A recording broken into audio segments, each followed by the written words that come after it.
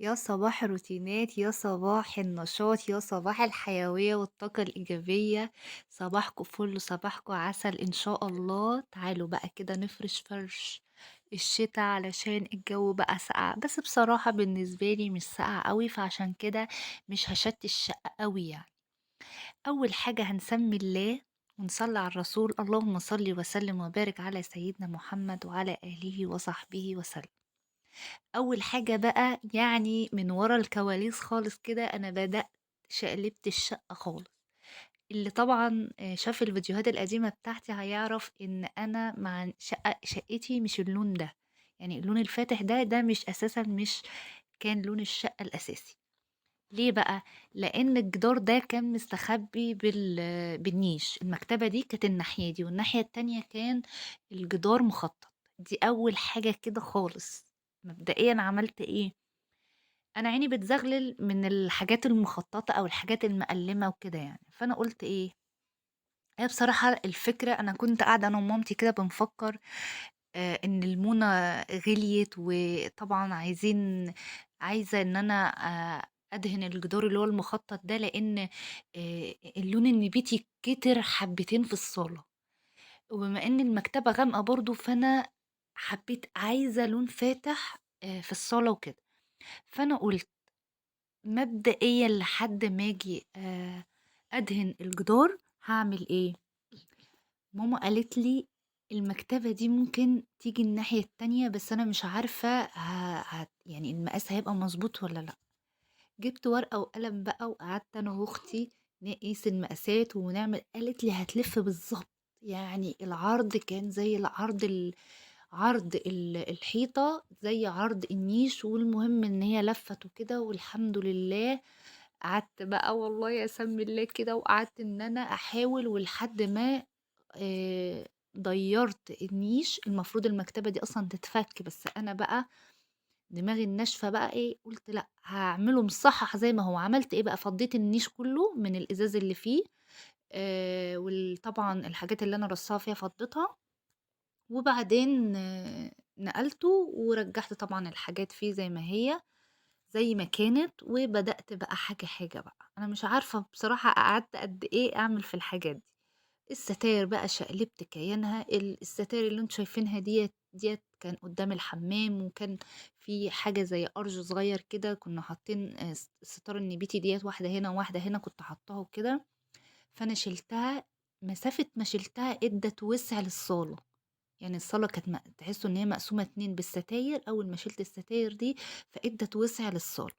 حطيت واحدة قدام، حطيت واحدة قدام الطرقة اللي هي عند الحمام دي، وواحدة تانية عند الشباك زي ما انتوا شايفين كده في الأول.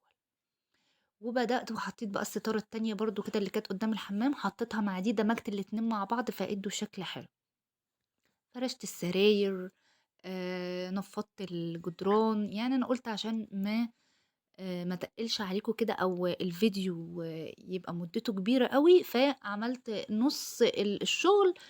وقلت بقى ايه يعني على التفنيشات كده اللي هي اللي في الاخر دي نصور مع بعض. مسحت الشقة زي ما انتم شايفين، ودلوقتي هي نشفتها. وبقى قلت بقى ايه نفرش مع بعض كده. ال- الحافظة ديت انا جبتها. انا بضحك ليه بقى؟ انا بضحك مكسوفة كده لان ايه، الحافظة ديت كانت عجباني وما كانتش عاجبة اخواتي. كانت عاجباني وما كانتش عاجبة اخواتي، فكانوا بيقولوا لي رجعيها رجعي، لاني كنت جايبة انا ومامتي. وبعدين هم قعدوا يلعبوا لها في دماغها لحد ما راحت رجعتها. انا بقى قلت لهم لا كده كده يعني ما هيش غالية خالص، ب 250 جنيه. قالوا لي الشكل ده بيتحط في الحمامات. حمامات ايه يا جماعة؟ الاتنين في تلاتة. ده الحافظة اتنين في تلاتة. تاني حاجة ما تحطيش حاجة تحتها، يعني مش حافظة سجاد، ده بديل سجاد. تالت حاجة قطيفة. والله العظيم تلاتة. السجادة بتبقى منخل كده، بتحط تراب تحتها. أنا فرشاها بقالي شهرين وما في ترابة تحتها، يعني دي حاجة برضو حلوة. في طبقتين ما بينها، في طبقة اسفنج كده رفيعة خالص. ف... فالطبقة دي أنا مش عارفة بقى، هي بصراحة هي مش منخل خالص للتراب والوبر أو كده. بس فهي بصراحة أنا قلت لهم مش هرجعها. ففضلت على رأيي والله مفروشة بقى لها شهرين والحمد لله، ربنا يحفظها بس كده بعد ما أغسلها، لإني لسه بصراحة ما غسلتهاش.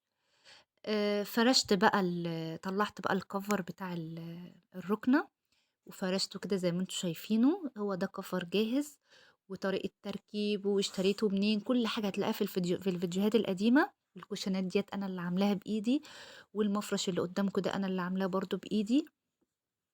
وكل حاجة تعمليها بإيدِك هتحسّي بيها بفرحة، وتفرّحي شقتِك بأقل التكاليف، والله بأقل التكاليف، يعني شوفوا كوشنات شكلها عاملة إزاي، أنا اللي عاملاها بإيدي، مخيّطاها على إيدي كمان مش على المكنة، والمفرش ده أنا اللي عملته كده قطعتين كده حاطاهم فوق بعض، فإدّى الشكل ده، والمفرش الصغنطوط ده التريكو ده ماما شغلاه بإيديها.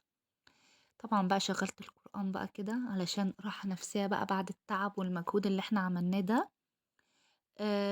الcover ده بصراحة أنا مش حاطة عليه دلوقتي بياضات، بس أنا باحط عليه البياضات زي إيه، اللي هي الفرو اللي هي الرصاصي اللي أنا عاملاها برضه على إيدي دي، باحس إن هي بتدّي شكل حلو وبصراحة بتشيل بقى يعني مش قادرة أقول لكم يعني لو حد كَل حاجة وهو قاعد على الرُكنة، حد عمل حاجة بتشيل بلاوي، والله العظيم بلاوي، بس أنا مش مصوراه دلوقتي لإن بعد ما قفلت التصوير افتكرته، فبعدين فرشته بقى.